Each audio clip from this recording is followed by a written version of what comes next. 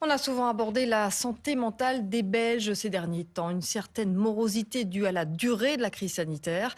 Le Centre de prévention suicide confirme que les appels sont en nette augmentation. Ils ont doublé. Plus de jeunes âgés entre 20 et 30 ans aussi qui appellent à l'aide. Chantal Monet, Pascal Noriega. C'est surtout l'urgence des appels qui nous a interpellés cette dernière année. Marie est bénévole depuis 6 ans au Centre de prévention du suicide. Depuis la crise sanitaire, les appels sont plus nombreux et plus intenses.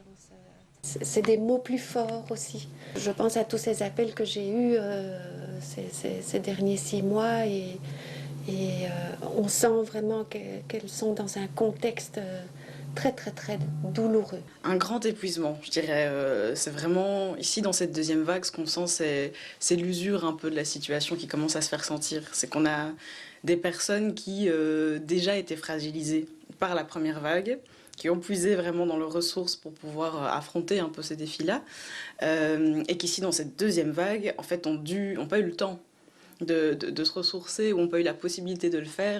Un désarroi qui touche des personnes qu'on avait moins l'habitude d'entendre ici, les 20-30 ans, voire même des plus jeunes.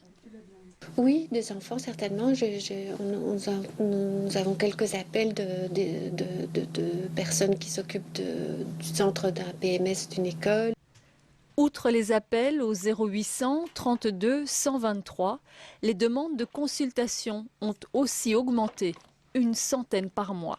C'est vrai que dans le discours, on entend mais pourquoi est-ce qu'on devrait s'accrocher, se battre alors que l'environnement dans lequel on est ne présage en fait rien de positif et aussi dans la destruction d'une certaine manière.